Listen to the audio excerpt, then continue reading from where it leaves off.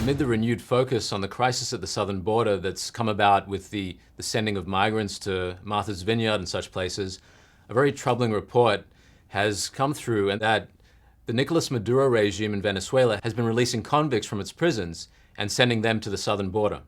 Yeah, Brendon, that's worrisome news for sure. The last thing that America needs right now is another spike in crime, except there might be even more difficulties behind this recent news. It might, in fact, touch on American national security. Let's get into some details. I'm Brendan Fallon. And I'm LeeSmith. And we're Over the Target. So this issue of illegal immigrants lately from Venezuela being sent to Martha's Vineyard has become almost a source of national amusement, as we've seen with some late night shows. Sent all these Venezuelan migrants, did you see this, to Martha's Vineyard? He wanted to send a message to those migrants, like, if you come here, you will get a free plane ride to a wealthy island. Well, look, I mean, as other people have pointed out, these are human beings, and what's happened in Venezuela since Hugo Chavez, and then of course with Maduro as well, is tragic. It's a terrible thing to happen to a once prosperous and stable country. People have described what Governor DeSantis did as a political stunt. I think that's unfair. I think the way to understand this is that when you have communities like Martha's Vineyard, liberal communities, and they vote for different policies and they promote themselves as sanctuary cities, I think it's important to see that when they're actually asked to pick up the tab for something they support and they want other people to pay for, it's hardly surprising to see them turn away from what they once claimed was the responsibility of the entire country. As it turns out, they want nothing to do with it. That makes a lot of sense, Lee, and something that Governor DeSantis has said in all of this that stood out to me is that there's been so many corporate media there focused at Martha's Vineyard because these illegal immigrants have been sent there. They're troubling rich people, but there's a complete absence of corporate media covering what's happened at the southern border. There are very few reporters down on the southern border seeing how this affects all of these different communities. And again, for all of the sympathy that not only the media, but that most of the American ruling class expresses for the working class, especially for Latinos. You see that these are Latino communities that are suffering down there because of the open borders. And of course, they have no real sympathy for those people that have to deal with the policies they vote for and support.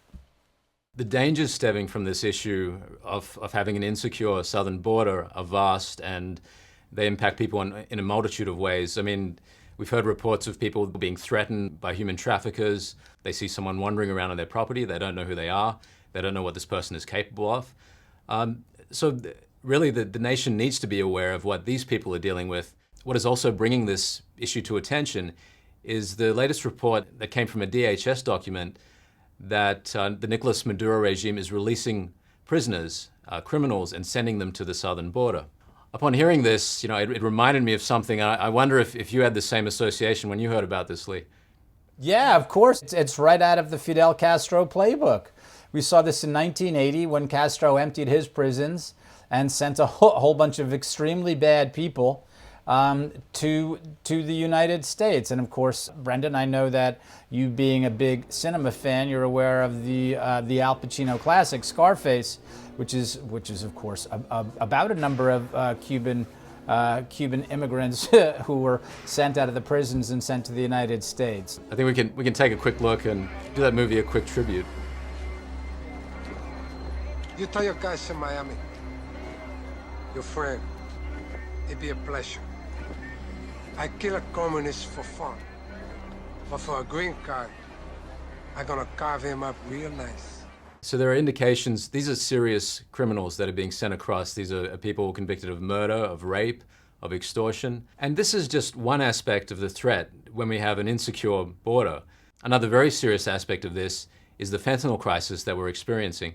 And something that I remember, Jason Jones, who's a security operative based in Texas at the southern border, saying that 100% of the fentanyl coming through the southern border is coming from China. And this gives you an idea of the scope that this creates for foreign actors, for a foreign regime to exploit that situation and really disrupt the operations in a country and endanger its people. There's tens of thousands of people in America dying each year from fentanyl overdose. Yeah, Brendon, you're absolutely right. The issues here, it's not just about illegal immigration. It's not just about sending criminals over. It's by opening up our borders, we've exposed ourselves to major national security threats. And fentanyl is just one aspect, and it's part of the CCP's continued campaign to destabilize the United States and to hurt American families. But there are other issues as well, other national security issues as well, that are at stake by opening our borders. And recently, Lee, we've given some attention to the FBI, and in doing that, we've also looked again at revisited 9/11, the terrorist attack on the United States. And this is a situation where you had these individuals, these hijackers. One of them came in on a US visa, others came and settled in the US for a period of time. And if this is any indication of the intelligence community's capability to deal with this kind of threat, they very clearly didn't know anything about it or weren't aware of their presence until it was obviously too late. We've spoken in the past about the fact that 300,000 Chinese student visa holders, it's too much for the FBI to cover. There's lots of espionage, Chinese CCP espionage going on in the United States, but the FBI doesn't have the resources to cover it. And that's when the FBI is really on the ball instead of having all the problems it has now. So can you imagine what are the services that are going to be able to cover reportedly 2 million illegal aliens who have crossed the border since Joe Biden took office? There is no way to cover these various potential national security threats. And this brings to mind another report that I saw recently in relation to the refugees that have been coming out of Afghanistan. This was from a whistleblower complaint that the Department of Defense was not adequately vetting these people. 324 Afghan evacuees that appeared on the DoD's watch list, which includes known terrorists, were not properly vetted before their entry into the country. Here's the thing. People say that they were unvetted, right? The real issue is most of them are unvettable. By which I mean, if you look at these different countries and you look at the populations that are moving across our borders, there is no record of these people. So unless we're talking about Afghanistanis now, either they worked for the United States or they're on terror watch lists, right? That's the only way that we can identify these different people. And the same we're going to find people crossing the southern border, right? So it's not only Latin Americans, there's people from all over the world who are crossing that border. Many of them are poor people from poor countries, and records are not properly kept. So there's millions of people flooding across our border, and we have no idea who they are. It's impossible to vet them through the ways in which our domestic intelligence services are now accustomed to vetting travelers, right, by computer. These people don't appear in computer databases. To really grasp the threat that Venezuela represents to not just the United States, but the world, it's really necessary to understand the status quo in Venezuela at the moment. And what really influences the status quo in Venezuela is the country's ties, or the socialist regime's ties to Iran, to Russia, and the Chinese Communist Party.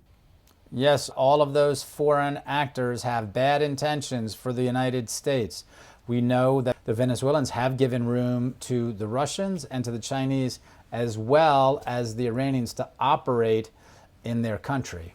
Actually, in 2021, I went to Miami and I interviewed Ivan Simonoves. Ivan was the secretary of the police corps in Caracas in the early 2000s.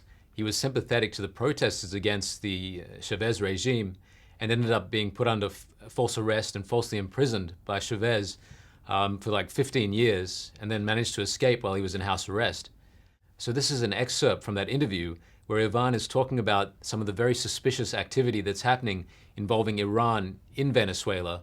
And this is information he's received from his sources who are part of the security apparatus under the Maduro regime. If you're enjoying this episode of Over the Target on YouTube, you can find the full episode on Epoch TV, where we can discuss sensitive issues like the southern border crisis without worrying about being canceled or censored.